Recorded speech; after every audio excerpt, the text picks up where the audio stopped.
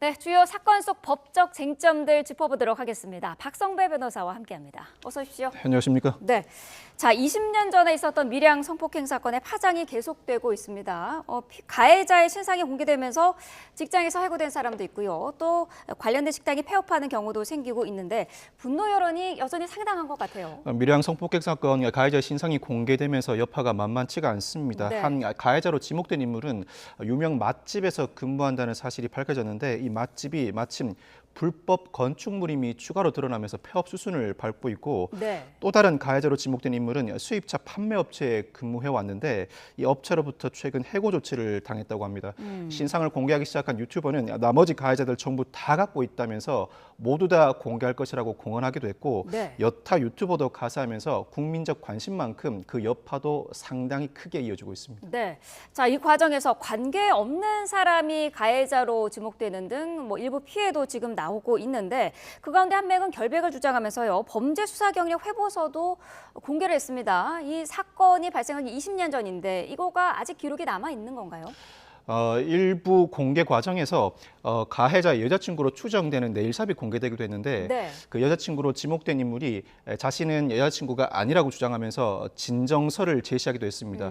공개한 유튜버가 사실관계에 착오가 있었다면서 그 착오 사실을 인정하기도 했고 나아가서 6번째로 지목된 가해자는 자신의 결백을 주장하면서 범죄 경력 자료, 수사 경력 자료를 제시해 주기도 하였습니다. 네. 이 소년부 송치 내지는 보호 처분을 받은 경우에 즉 형사처벌을 받지 않은 경우에는 수사 경력 자료에 그 자료가 남게 됩니다. 즉 형사처벌을 받게 되면 범죄 경력 자료에 자료가 남게 되고 네. 소년부 송치나 보호 처분 등 형사처벌이 아닌 다른 처분을 받은 경우에는 수사 경력 자료에 그 자료가 남게 되는데 20년 전인 것도 남는 거군요. 어떤 자료라고 하더라도 아무리 오랜 세월이 지나도 기소유예 처분이나 무혐의 처분을 받지 않으면 삭제되지 않고 그대로 자료가 남습니다. 이 네. 자료를 제시하면서 자신은 가해자가 아니라고 주장하고 있는 상황인데 진위 여부는 아직까지 정확하지 않습니다. 그렇군요. 자, 일부 가해자는 만약에 피해자가 원하면은 재조사를 받을 의향도 있다고 하는데 이거는 가능한 일인가요? 가능하지 않습니다. 형사처벌뿐만 아니라 보호처분도 소년법상 한 번 다룬 사건은 다시 다루지 않는다는 일사부재리의 원칙을 천명하고 있습니다. 만약 네. 보호처분을 받았을 당시에 이 보호처분 자체가 부당하다, 보호처분 자체가 부당하다는 사정은 사실관계 자체가 실체관계에 부합하지 않는다는 취지입니다. 당시에 이 사건을 다투어서 기소에 이르게 만든 뒤에 형사처분 절차에서 무죄를 이끌어냈어야 하는 사안이지 이제 와서 일사부재리의 원칙에 반해 다시 재조사를 진행할 수는 없습니다. 그렇군요. 자, 처음 가해자 신상을 공개한 유튜브 채널 같은 경우에는 피해자와 소통해서 영상을 올리고 또 그 이후에 또 소통을 해서 내렸다 이런 주장을 하고 있습니다만은 피해자 측의 얘기는 다르거든요. 이거 네네. 어떻게 봐야 될까요? 피해자 측은 사전에 동의가 없었고 영상을 올리기 전까지도 영상을 올리는 사실 자체를 인지하지 못했다고 주장하고 있습니다. 네. 이 사건, 이 유튜버가 신상 공개를 이어나가면서 많은 관심을 받으면서 각 가해자들에 대한 댓글 테러나 많은 공격이 가해져 오는 와중에서 일정한 국면 전환이라고 할 수 있는데 네. 피해자가 자신의 의사에 반해서 유튜버가 영상을 올리고 있다는 취지의 항변을 하면서 피해자 의사에 반해서 이와 같은 영상을 계속해서 올리는 것 자체가 적절한가라는 문제의식이 국민들 사이에서 다시 피어나기 시작했습니다. 네. 자, 게다가 피해자의 허락도 받지 않은 상태에서 피해자 음성을 그대로 공개한 그런 유튜버도 등장을 했는데 이거는 피해자가 만약에 문제를 삼을 경우에는 법적인 제재도 가능한가요? 가능한 사안으로 보입니다. 피해자의 음성과 판결문을 공개했는데 네. 판결문이야 사전에 공개돼 있었다면 이 판결문을 재차 공개하는 것 자체가 크게 문제가 되지는 않을 것 같습니다. 그렇지만 피해자 측 주장에 따르면 7개월 전에 이 피해자가 이 유튜버에게 이 피해 사실을 알리면서 판결문을 제공한 것은 맞다. 그런데 당시에 대화 과정에서 녹음한 녹취 파일을 동의 없이 올렸다는 취지입니다. 네. 이 성폭력 처벌법상 누구든지 이 피해자를 특정할 수 있는 인적 사항을 피해자의 동의 없이 인쇄물, 방송 나아가서 정보통신망을 통해 공개한 경우에는 형사처벌 대상으로 삼고 있는데 이 음성 자체가 피해자의 목소리가 그대로 녹음된 형태라면 피해자를 특정할 수 있는 인적 사항으로 못 볼 바 아니어서 형사처벌을 충분히 거론할 수 있는 상황이라고 할 수 있습니다. 네. 가해자로 주목된 사람들이 유튜브 채널을 상대로 고소장을 접수를 했는데 명예가 훼손됐다 이런 주장이죠? 실제로 가해자에 해당하는 인물뿐만 아니라 네. 가해자로 잘못 지목된 인물들도 고소 진정을 연이어서 제기하고 있습니다. 네. 현재까지 17건의 고소 진정이 경찰에 접수된 것으로 알려져 있는데 네. 아마 경찰은 이 사건을 수사하는 과정에서 유튜버 등에 대한 압수수색도 진행할 것으로 보입니다. 네. 다른 이유가 아니라 이와 같이 영상을 올리는 과정에서 이 가해자가 이 사건 가해 행위에 실제로 가담했다는 정황을 어떠한 경위로 파악했는지 어느 정도 심리를 충실히 다했는지를 확인해 보기 위한 차원의 압수수색이 이루어질 것으로 보이는데 네. 사실이라고 해도 공공의 이익에 부합하는지 충분히 논의되어야 할 대상이고 공공의 이익에 부합할 만한 사정이 보이지 않는다면 형사처벌 대상이고 허위인 경우에는 네. 즉 실제로 가담한 사실이 없는 가해자를 가해자로 지목해 영상을 올린 상황이라면 공공의 이익을 논할 여지가 없습니다. 이때는 네. 이 가해자로 지목할 만한 즉 유튜버가 영상을 올리는 과정에서 가해자로 오인할 만한 상황이 있는지를 판별해보고 오인할 만한 상황이 없다고 판단될 때는 형사처벌이 사실상 가능할 것으로 보입니다. 네. 자, 이번 사안으로 사적 제재에 대한 사회적 논란이 계속해서 이어지고 있는데 이 사적 제재로 처벌받은 사례들이 이전에도 혹시 있습니까? 있습니다. 예를 네. 들어서 과거에 디지털 교도소 1기 운영자가 형사처벌받은 사례가 있습니다. 이 네. 디지털 교도소는 형사 피의자의 신상을 공개하는 웹사이트인데 이 디지털 교도소 1기 운영자가 여타 범죄와 병합해서 실형을 선고받은 전례가 있습니다. 이 사건에서는 물론 사실관계 일부 다툼이 있었습니다. 네. 결백을 주장하면서 극단적인 선택을 한 인물도 있는 상황이라 네. 실형 선고가 불가피했었던 것으로 보여 이 사건과는 일부 사실관계를 달리하는 측면은 있습니다. 또 한 가지 예를 들자면 배드파더스 운영자도 벌금형의 선고유예를 확정받은 바가 있습니다. 네. 이 배드파더스는 양육비를 미지급하는 자의 신상을 공개하는 웹사이트인데 이 배드파더스 운영자가 결국 벌금형의 선고유예를 받게 된 이유는 대법원이 판시하기를 얼굴, 직장, 전화번호를 공개할 이유는 없다. 공익적 목적이라고 하더라도 이와 같이 세세한 신상 정보를 공개하는 것은 공익적 목적에 부합하는 조치가 아니라는 취지였습니다. 네. 이 사건에서도 이 가해자들의 신상을 공개하면서 지나치게 세부적인 신상을 공개함으로써 여타 사람들이 이 가해자의 신상을 온전히 파악할 수 있는 수준에 이르렀다면 네. 형사처벌을 피하기 어렵지 않을까 예상해 볼 수 아하, 있습니다. 그렇군요. 자, 이런 사적 제재에 대한 계속된 논란에도 불구하고 많은 사람들이 이런 관련 내용을 계속해서 검색을 하고 또 의견을 표출하는 데는 사법 체계에 대한 불만, 불신 이게 기본적으로 바탕에 깔려 있다 이런 지적도 있는데 여기에 대해서는 어떤 생각이신가요? 이 사건은 크게 두 가지 갈래에서 바라봐야 할 것 같습니다. 일단은 네. 법적 제도의 측면입니다. 현재와는 크게 다른 과거의 낮은 형량에 현재와는 크게 다른 후진적인 피해자 보호 절차가 존재해 왔습니다. 여기에 소년법이 더해지면서 현재의 소년법 체계라면 충분히 집단 특수 성폭력 범죄라면 미성년자라고 하더라도 형사처벌이 가능한 사안인데 과거에는 네. 쉽사리 보호 처분으로 이행해주는 법원의 관행이 존재했습니다. 이 부분에 대한 문제 의식이 존재합니다. 또 한 가지 측면은 국민의 의식 측면인데 네. 국민의 의식 속에는 과거에 이 사건을 다루는 경찰, 검사, 법원 나아가 우리 국민 전반의 모습이 부끄럽다는 인식이 깔려 있습니다. 네. 이 경찰은 피해자가 피의자를 직접 대면해서 범인 식별 절차를 진행하도록 하였고 이 검사는 한 번 당한 후에 밀양에는 왜 또 갔느냐라고 타박을 하는가 하면 아하. 당시에 가해자 부모가 여자애가 꼬리치는데 딸 자식 잘 키웠어야지라고 언급하고 이 언급이 그대로 언론을 통해서 보도되기도 해왔습니다. 네. 우리 국민의 의식으로는 과거 이와 같은 사회 전반의 모습이 부끄럽기도 하고 분노를 자아내는 대목입니다. 부끄러우니까 더 분노가 치미는 것입니다. 네. 지금 이 사건은 유튜버가 관련된 가해자의 신상을 공개하면서 각종 언론 보도가 이어지는 형태인데 이와 같은 신상 공개 많은 이들의 이목을 집중시킬 수는 있을지언정 여러 불합리한 부작용이 나타날 수 있습니다. 이 문제를 어떻게 다루어야 할지 이제는 심도 있는 논의가 필요한 시점이라고 할 수 있습니다. 네. 자, 사적 제재 논란 뭐 지나치다라는 일부의 지적도 있습니다만은 사법 체계에 대한 불신 이 부분은 다시 한번 조금 짚고 넘어가야 되는 그런 부분인 것 같습니다. 다음 사건으로 좀 넘어가 보죠.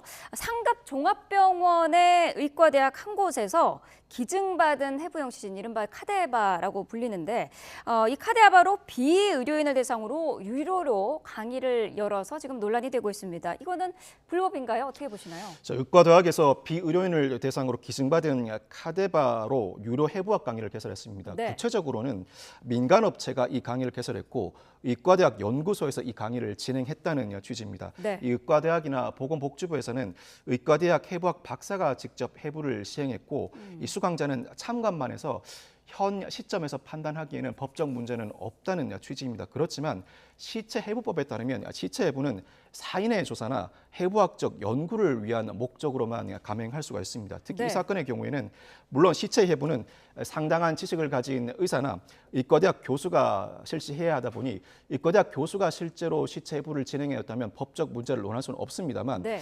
여타 정황에 비춰보면 참관자도 일부 시체를 만지거나 아하. 해부에 참여하는 등 법적 처벌을 논할 수 있는 정황도 나타나 있어서 경찰 수사를 통해 진위 여부를 가려봐야 할 대목으로 보입니다. 그렇다면 만약에 시신을 만지지 않고 참관만 했다면 크게 문제는 안 되는 건가요? 어떻습니까? 참관만 했다면 그 자체는 불법입니다. 불법이라고 아. 하더라도 형사처벌 대상은 아닙니다. 아. 형사처벌 대상은 아닙니다만 네. 시체 해부법의 목적을 위반한 행위이므로 각종 민사상 손해배상이나 행정적 규제는 충분히 취해질 수 있는 사안이라고 할 수 있습니다. 다만 네. 이 사건의 경우에 형사처벌로 더 나아가기 위해서는 참관자가 실제 해부에 관여하였다는 정황이 드러날 경우입니다. 즉 화학적 처리를 하지 않은 살아있을 때와 비슷한 상태의 이 프레시 카데바를 홍보하면서 아하. 관련된 관련된 내용을 보면 핸즈온 카데바라고 23일에 핸즈온 카데바를 진행하겠다는 업체 홍보 영상도 올라와 있습니다. 핸즈온이요? 핸즈온이라는 것 자체가 네. 직접 시체를 만져본다는 상황을 아하. 전제하는 행위다 보니 네. 이 사안 자체는 단순히 참관에 그쳤다고 보기 어려운 정황이 있습니다. 이에 따라서 의료단체가 이 업체를 이미 경찰에 고발한 상태이고 네. 지난해 이와 같은 실습이 진행된 바가 있는데 그때 참관했던 어떤 수강생은 직접 카데바의 십자 인대를 잘랐다는 후기를 작성한 바도 있습니다. 직접 네. 해부에 참여했다는 정황이 뚜렷이 나타나 있는 상황이라 참관인이 단순히 눈으로 목격한 수준을 넘어서서 시체 해부에 관여했다면 이때는 형사처벌 대상이라고 할 수 있습니다. 네. 수업료로 수십만 원도 받은 상태인데 영리 목적으로 이런 카레바를 활용한 거는 문제가 되지 않을까요?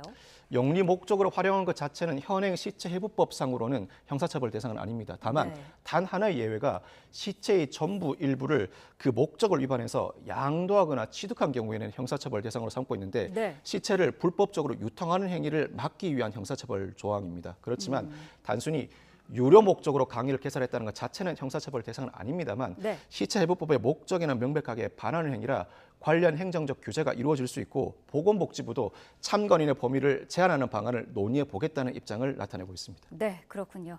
자, 말씀하신 것처럼 의사단체가 해당 업체를 고발해서 경찰이 수사에 착수한 상황이기 때문에요. 상황을 좀 지켜봐야 될 것 같습니다. 다음 사건으로 넘어가 보도록 하겠습니다. 이달 초에 한 초등학생이 무단조퇴를 하는 것을 막는 교감에 뺨을 때리는 일이 발생을 했는데요. 출석 정지 기간 중에 이 학생이 자전거를 훔치다가 적발되기도 했어요. 경찰 조사에서 자신이 아동 학대를 당했다 이렇게 이야기를 하기도 했다고요. 영상이 공개되면서 크게 논란이 됐던 이 초등학교 3학년생 지난 8일 전주 도로에서 타인의 자전거를 훔쳐서 걷다가 시민에게 적발되었습니다. 네.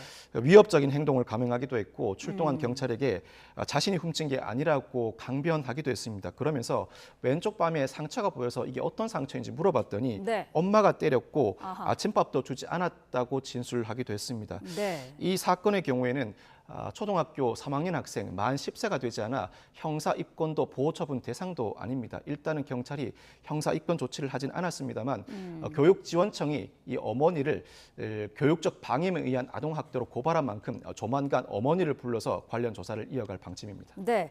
자, 이 아이의 부모 담임 교사를 폭행했다는 소식도 있고요. 학교 측이 여러 차례 이 아이에 대해서 상담을 받아보라라고 권했는데 이것도 묵살하기도 했었다고요.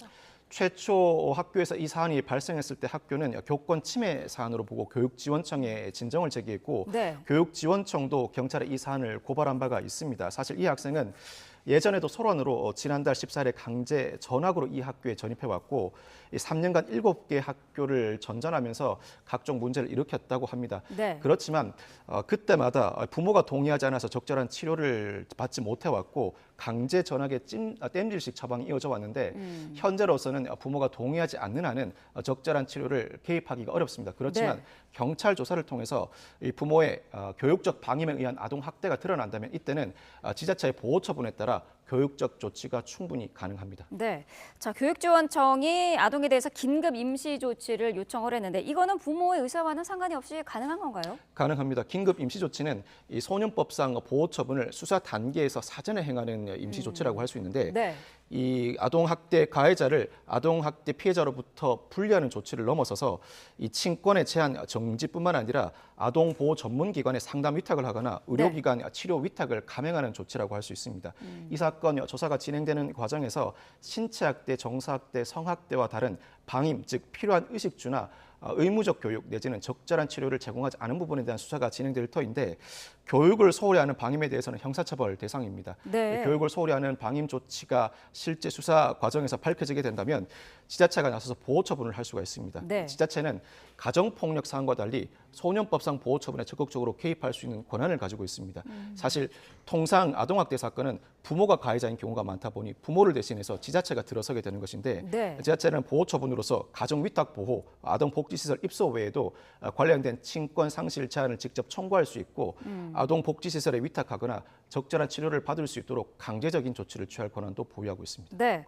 앞서서 말씀하신 것처럼 부모에 대해서 경찰이 방임 부분에 대해서 조만간 조사를 할 것으로 보이는데 이거는 부모가 만약에 조사를 받지 않겠다 또다시 거부할 경우에는 조사가 불가능한 건가요? 그렇지 않습니다. 이때는 수사가 개시된 사안이라 네. 아동학대가 충분히 의심될 뿐만 아니라 부모가 계속해서 조사를 거부할 경우에는 체포영장을 아하. 발부받아 강제적인 조사가 가능하고 일정한 조사가 완료된 이후에는 경찰과 협의한 지자체가 적절한 개입을 할 것으로 보입니다. 그렇지만 그 개입의 형태도 부모와 아이를 따로 떼어내는 형태는 아닐 것으로 보입니다. 네. 무엇보다도 지자체는 원 가정을 최우선으로 보호하고자 합니다. 원 가정을 최우선으로 보호하는 것이 아동의 복지를 위해서 최선의 조치라고 할 수 있습니다. 네. 아동의 의사를 고려하고 적절한 조치가 무엇인지 지자체가 판단해서 원 가정을 제대로 보호하면서 원 가정을 유지하는 기조하에서 부모가 적절하게 아동을 관리하고 교육하는 방향으로 그 유도를 이끌어내는 조치가 취해질 것으로 보입니다. 네.